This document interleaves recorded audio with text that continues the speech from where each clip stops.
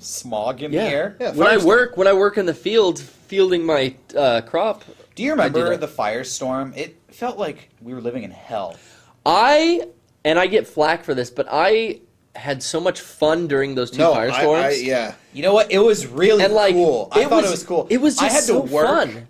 and it was a pain in the ass. Yeah. When the fires in 2003 were going on, after a while there was so much smoke in the air that the sky turned red, like completely. The sun would just hit the smoke, and imagine a blue sky, just red, no clouds, just redness, and there was like ash flying through the air, and it was a lot of soot, and it kind of felt like in Twilight Princess when you go into that other world. It was like it was like the world flipped. It was like you lived in a post-apocalyptic novel or something. It was crazy. Where you had to bundle up and it was watch out. I didn't mind it because like I didn't know anybody who was in danger of losing their house. I could kind of enjoy it. Whatever. No, exactly. It was at the right. It was close by enough to go. But experience the craziness, but there's no fear. But no one I know actually was harmed. It was a nice, fun disaster type change of pace. It was like this is. But at the time, I worked at Chili's, and literally every single business in Santee where I worked closed down. They said this is a state of emergency. Go home, take care of whatever you want. Yeah.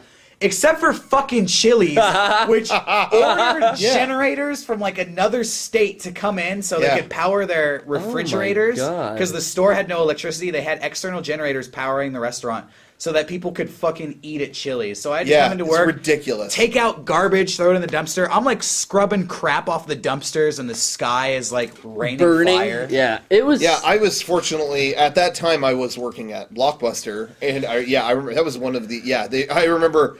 I was supposed to work that day. No, it was the next day, and I called in, and they were like, "Yeah, anything delivering power to our building is like burned." Yeah, no, the electricity was turned off in Santee, but it didn't stop Brinker Corporation. Was this the first? Was this the first? This was 2003. Yeah, I'm talking 2003. That was the funnest one, and at the time, that was the best disaster, dude. And it sucks. Firestorm 03 way better than Firestorm. At the time, my girlfriend's house burned down. My drummer's house burned down. That was the funner one. I knew two people whose house, but dude, I remember being on strike at Vaughn's in Poway. Oh, that was the same time as all I was asleep on the sidewalk, and I was woken up at probably 4 a.m.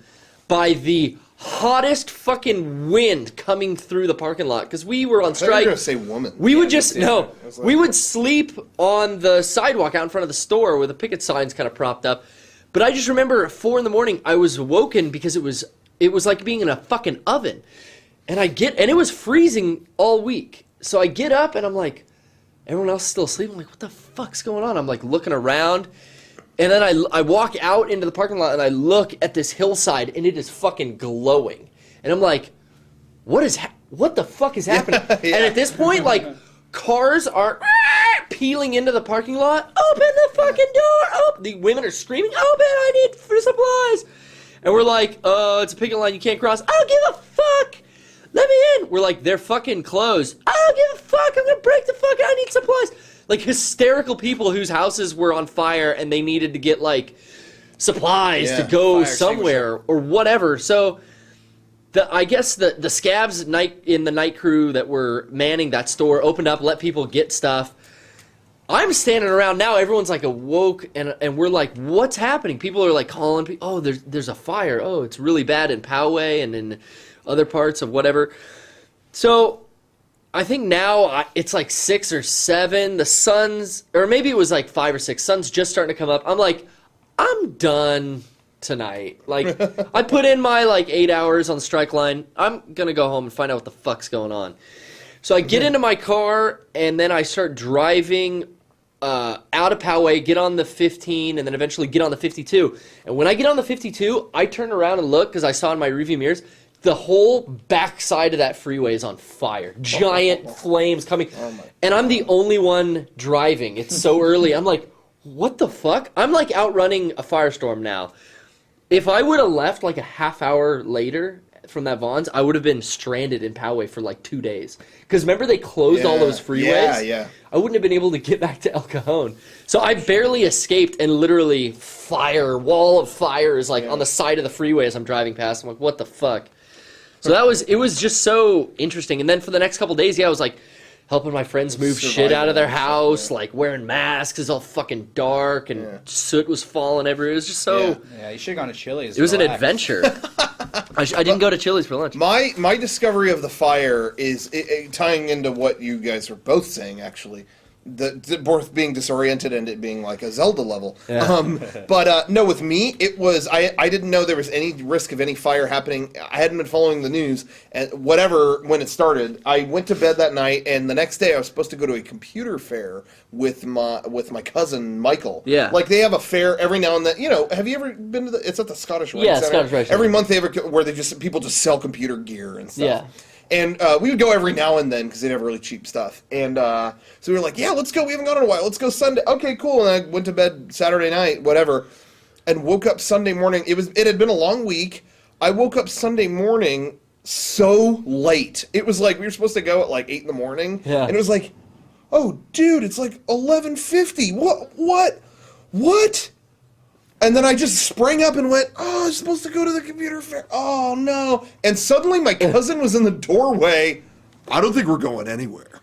And I was He was like, in your house? Yeah. You're all, whoa. He leaned in. I don't think we're going anywhere, buddy. And then went back, and I was like, Wait, Michael's here? what? And then I look out the window, and red sky. Yeah. Blood red Mount Doom sky. And it was raining ash. And it was just like... I had been awake for 3 minutes at that point, and I was going, am I tripping out right now? Yeah. Maybe I'm awake. It just messed with me so bad, and then I found out what happened within the next hour. But anyway, that was really crazy. And then, our power went out, and it was like... we had no power, we had to just eat whatever we had, and then I remember like a couple days, another day into it, we still didn't have power, and they were like, hey, we heard Jack in the Box might be open, like they actually opened it back up. Yeah? Should we go? Yeah. Is it okay to drive out there? I think it is. Okay. And I remember us driving, it was great. Like you were saying, me and my dad, we put things over our mouth and get in the car, and we're driving around, and it's pitch black out except the lights of our car, and it was just like, it's like we were scavengers. It's like Silent Hill or something. Yeah, it was like we were scavengers out there, and then eventually we found, they have breakfast jacks here. Let's get some. Yeah, okay. Now we can eat. Hey, we got our curly fries. Yeah, thank God, because that's what this fire needed. So it was an enjoyable disaster. It wasn't like, oh no, people are dying. Well, maybe they did, but I didn't know anything. Yeah, people did that. Oh, people did fully die. Do you remember though how this is how much we enjoyed the firestorm?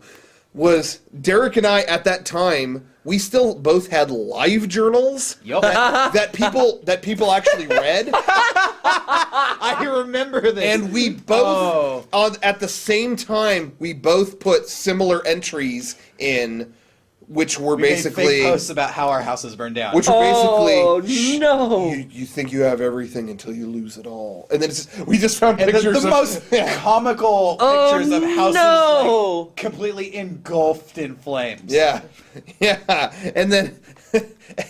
That's who we were at the time. And so we just did that. And it was both an equal mix of...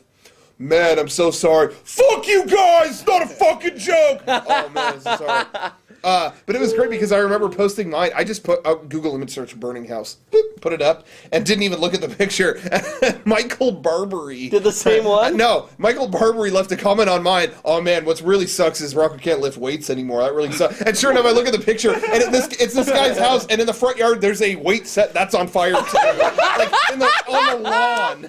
But I remember we did that because every loser friend we had that we knew with a live journal was making all these lame ass updates about.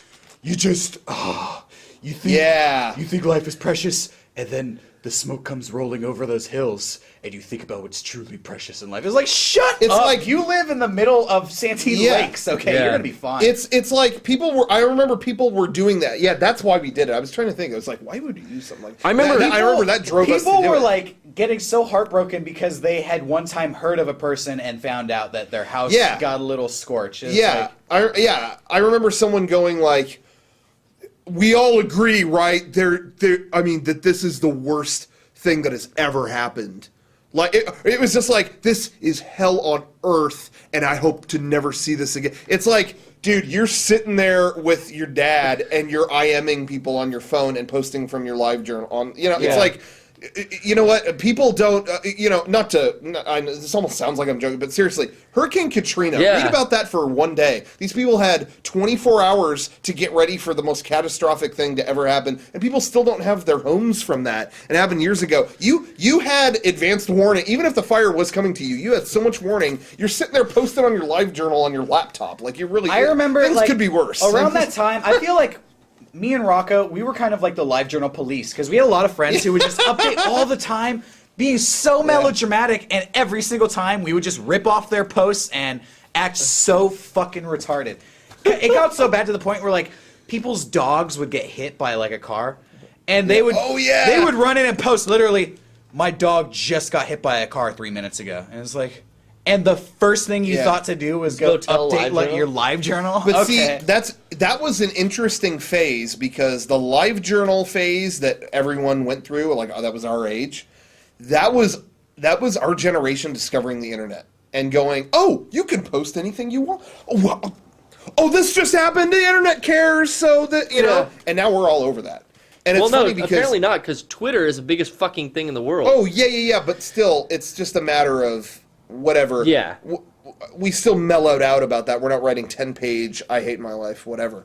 But it's interesting because now the internet is becoming more accessible for older generations, and I see my parents making the same mistakes that I did. Like my dad's blog. Well, he's kind of... he hasn't updated this. Yeah, exactly. No, he got over that too.